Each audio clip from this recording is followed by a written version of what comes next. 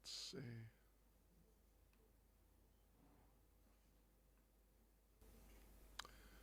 So we are, somewhere. We are somewhere. Right. We're in volume 4. Wow. Yes. No, we're not. Yes, we are. No, we're not. Yes, we are. Indeed. Okay. We're in volume 4. Chapter 32. India dancing white elephants.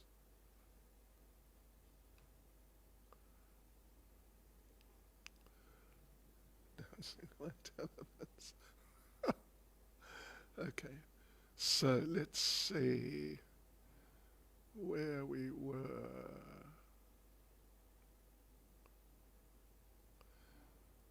All right.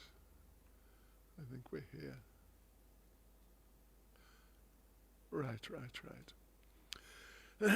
Nama Om Vishnupadaya Krishna Prestaya Bhutale Shrimati Bhaktivedanta Swaminiti Namane Namaste Saraswati Deve Gauravani Pracharne Nirvishesha Shunyavadi Pastya Chadeshtarne Sri Krishna Chaitanya Pramanichananda Sri Advaita Gadadha Shivas Adi Gaura Bhaktivinoda Hare Krishna, Krishna Krishna, Hare Hare, Hare Rama, Rama Rama, Hare Hare, Vanchakapatarubhyascha Kripa Sindhubhyevacha, Patitanam Pavanebhyo Vaishnavebhyo Namo Namah. Srila Prabhupada's in Calcutta. Calcutta was in political turmoil. A group of communist terrorists, the Naxalites, had been rioting, murdering prominent businessmen, and threatening the lives of many others. Many wealthy Marwari industrialists were leaving the city for Delhi and Bombay.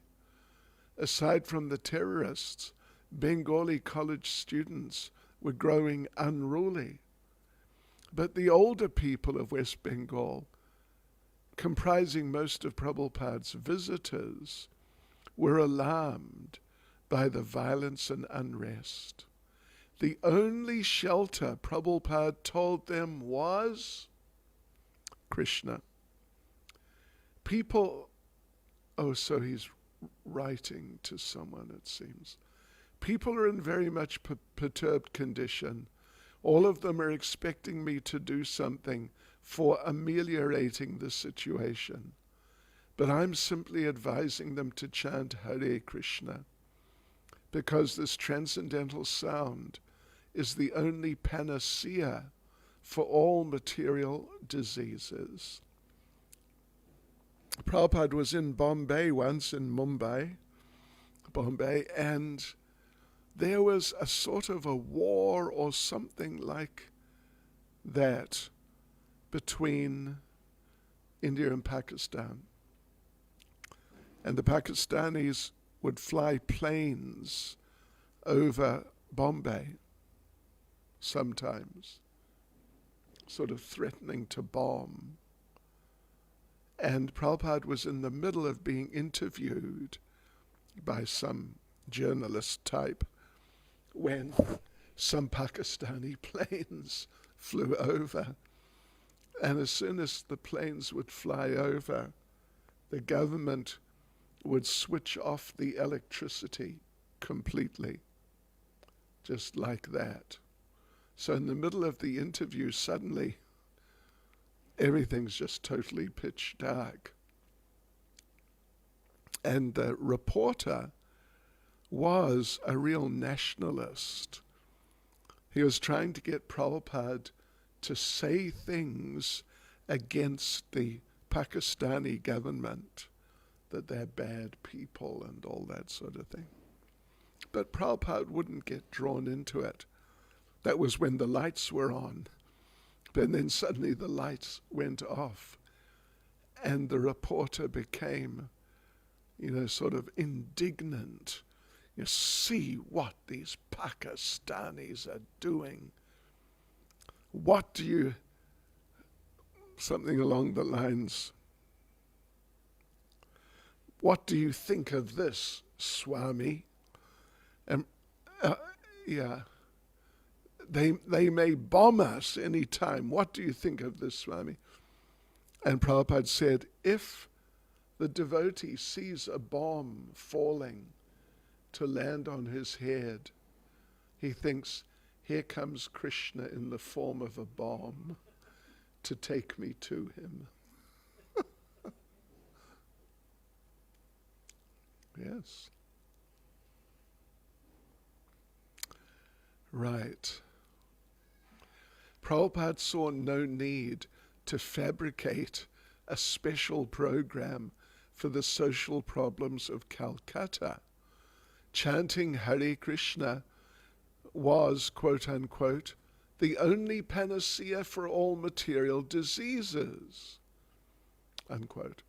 The question was how best to use his American disciples to give this panacea to the Indians. Prabhupada had his party of 10 devotees, and he had asked his leaders in the West for 20 more within the month. He had ordered $60,000 worth of books and magazines from Dai Nippon, and his sannyasis were going daily into the streets to perform kirtan. The Sankirtan party was getting a good response. Shaven-headed Westerners wearing shikas, Vaishnav tilak, and saffron robes, playing kartals and mridangas, chanting Hare Krishna with heart and soul, quoting Sanskrit verses from Bhagavad Gita, affirming Lord Krishna to be the Supreme Personality of Godhead. For the Bengalis, this was sensational, and hundreds would gather to watch. Prabhupada knew the great appeal his disciples would have. Everyone would want to see them. He therefore affectionately called them his, quote unquote, dancing white elephants. These same devotees who had grown to love chanting Hare Krishna in the streets of San Francisco, Los Angeles, and New York were now going into an exhausting heat never encountered in America, and chanting on Dalhousie Square for several hours daily. Crowds would press in closely, sometimes teasing, laughing or scoffing, but more often looking on with deep amazement. Prabhupada's idea was that when Indians saw young Western people adopting the principles of Krishna consciousness, the faith of the Indians in their own culture would increase. Prabhupada explained to his disciples how formerly, during the time of Maharaj Yudhisthira, India had been a Krishna-conscious state. For the last 1,000 years, however, India had been under foreign subjugation, first under the Mughals and then under the British. As a result, the intelligentsia, and to a lesser degree the masses of India, had lost respect for their own culture. They were now pursuing the materialistic goals of the West, and they saw this as more productive and more practical than religion, which was only sentimental. Westerners living as renounced Vaishnavas could, as Prabhupada was well aware, turn the heads and hearts of the Indians and help them regain faith in their own lost culture. It was not a material tactic, however, but a spiritual strength. Prabhupada stressed that the devotees must be pure in their actions. This purity would be their force. The chanting in Dalhousie Square and along Chowringhee had gone on for about 10 days when Prabhupada decided to stop it. The street kirtan, although an excellent method of preaching, was not the most effective method for India, he said. There were many professional kirtan groups in Bengal, and Prabhupada didn't want his disciples to be seen like that, as professional performers or beggars. One time in Mayapur, I forget which year, but while Prabhupada was present, during the Mayapur festival, when there's many hundreds of devotees there, the devotees somehow organized a kirtan competition with professional kirtan, all different kirtan groups, including professional kirtan groups. And, some of these people, they're really extreme. They imitate a mood of separation, and they scream and cry and wail and roll, and it's extreme. It's really extreme. And Prabhupada was up in his room, and he heard this for a while, and there were some of our devotees in the competition, but then some of these way out people started. And Prabhupada asked his servant, "Who is the Rakshasa singing?" That's extreme, yeah. I've seen a few. Not so dramatic. Right. He wanted them to preach in a way that would bring them closer to the more intelligent, respectable Indians, and he unfolded his new plan. He called it, quote unquote, life membership. His disciples would invite Indians interested in supporting and associating with ISKCON to become members. A membership fee of 1,111 rupees would entitle the member to many benefits, such as copies of Srila Prabhupada's books and free accommodation in ISKCON centers around the world. 1,111 rupees now is almost $20, right? It's almost $20. In those days, it was probably $150, something like that. So, right, speaking one evening in a private home before a group of wealthy businessmen, Prabhupada initiated his life membership program. After lecturing, he invited his audience to become ISKCON life members, and several Calcutta merchants immediately signed. B.L. Jaju. I was really overwhelmed by the simplicity of Prabhupada's nature. He told me how he had been carrying on his regular business when his guru had told him that 400 years back, Caitanya Mahaprabhu had said that Hare Rama, Hare Krishna would be chanted all throughout the world.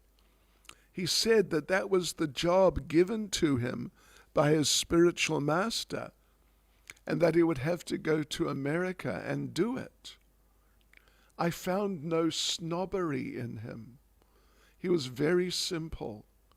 And he was telling, as if my brother was telling to me, simply how he went to USA, how he started, and how gradually he planned to have this Krishna consciousness throughout the world. Seeing his disciples who had changed their lives, I began to think, why not I? In my humble way, I should do something without worrying what other people are doing. I found that imperceptibly he was affecting my life. My wife and even my son were really surprised when they found that these white people, whom we thought could never turn to Krishna consciousness, had changed so much. So we thought we also must try to follow better the teaching of the Gita. Yeah, you know, from what I can make out, put it that way, the Indian people were so shell-shocked, so incredibly shell-shocked by the occupations, the Muslims and then the British. They were just so shell-shocked that to see a white person in dhoti and kurta with shaved head, shika, tilak, japamala, chanting Hare Krishna, was just like so totally, incredibly fantastic that it just devastated them. It just wiped them out. I mentioned some weeks ago when I first went, the first time I went, 76, we're standing outside the railway station in Calcutta, and these people gathered and just stared at us. Really, no kidding. And some were there for half an hour, just seriously. It was incredible. I've never had people do that. I mean, maybe children, but of course, they will become interested in something else pretty quickly. But these were adults, and they were literally staring, blatantly staring for like half an hour without shifting their gaze. It was amazing. And even, you do something that people do if they find someone is just absent-mindedly staring at them. You may wave. Yeah? Oh, sorry, I'm staring at you. But it had no effect. No effect at all. That was just amazing. And it happened a few times. It was really so amazing. Whether at a life member's home, at a formal lecture before a large audience, or in his own room, Prabhupada continued speaking from Bhagavad Gita and Srimad Bhagavatam about Krishna and Krishna consciousness. Of this, he never tired. A guest would ask a question, and Prabhupada would begin his answer by having one of his disciples read a relevant verse from the Gita. Then he would explain it. If the guest was unsubmissive and wanted to challenge, Prabhupada would argue. Sitting at his low desk, occasionally drinking water from his lota, Prabhupada would talk hour after hour. The temperature rose to 100 degrees Fahrenheit. It's 38 or so. And as Prabhupada sat in his room preaching, he wore no shirt, only a simple top cloth, which left his arms, shoulders, and part of his chest bare. Sometimes the devotees sitting with him would be sick or sleepy or otherwise inattentive, and sometimes they would excuse themselves, returning hours later to find him still preaching. Guests also came and went. Yet except for a nap after lunch, Prabhupada kept preaching, often throughout the day and into the night. Never bored with his subject matter, he would speak as long as there was an interested hearer. His audiences varied. Sometimes he would speak to a room of husbands and wives, all cultured and well-dressed, and sometimes he would speak to one lone old man. Sometimes his audience listened quietly or argued, or even when appreciating, showed their misunderstanding. You know, we had in Cape Town years ago, really years ago, they had Ramanand Sagar's Ramayan television serial on DVD or on video cassette or something. And I remember one day I was there just, sort of watching, but just looking at a little. And there was Lord Ram.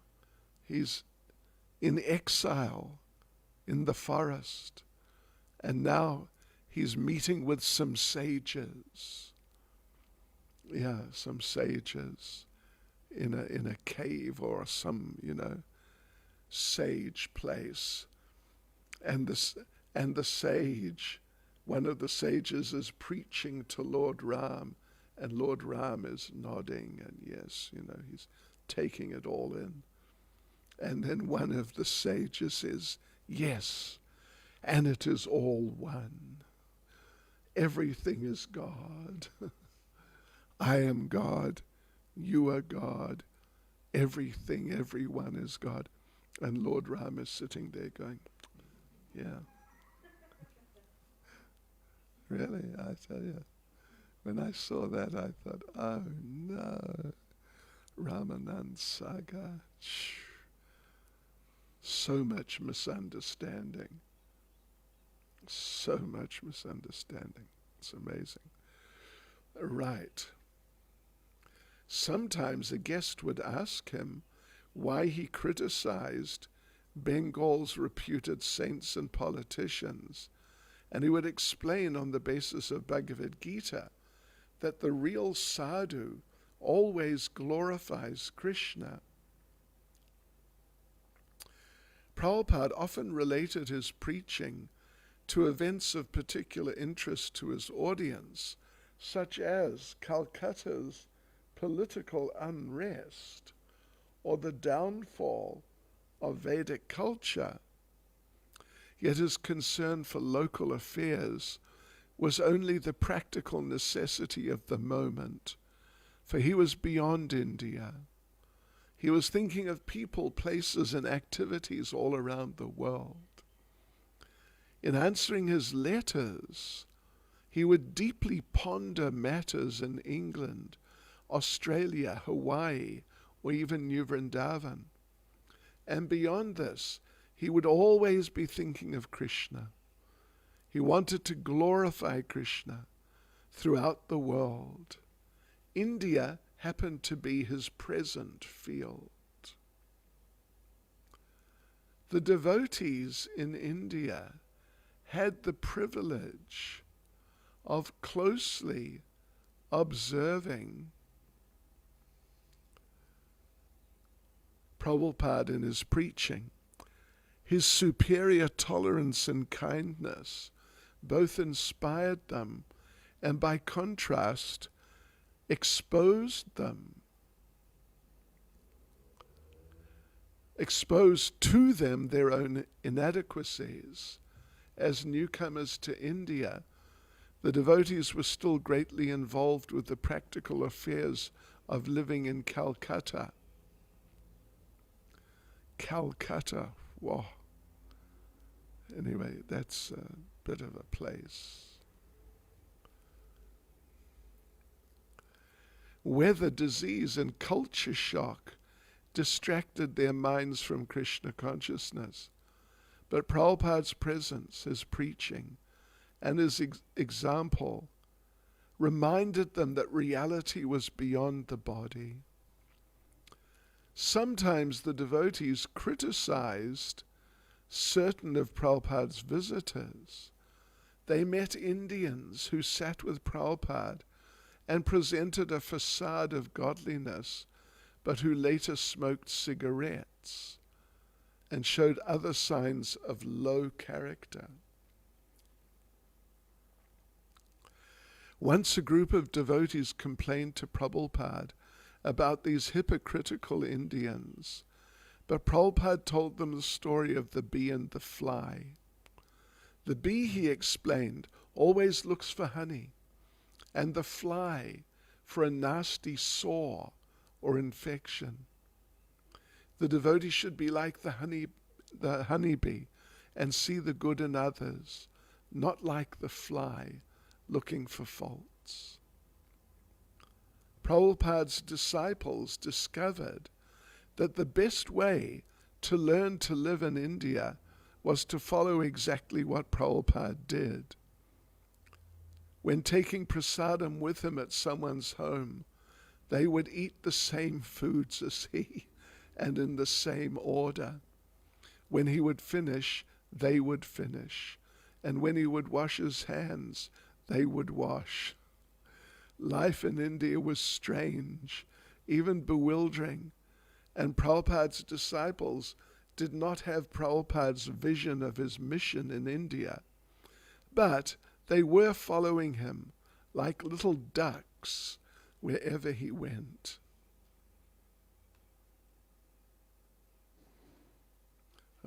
Just a sec. Right. As the devotees came closer to Prabhupada and witnessed more of his unique qualities, they came to love him more than ever.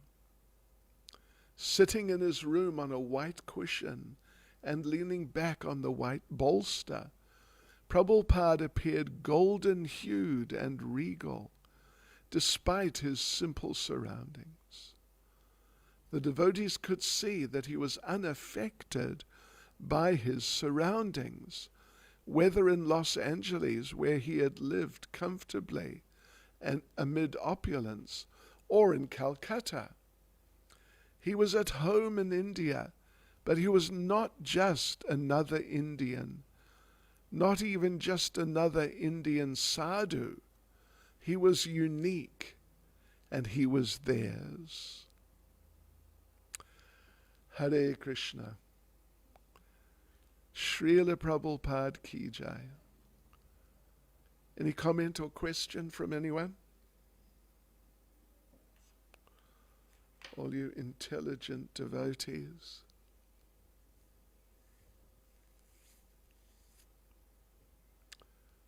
Talia, a question?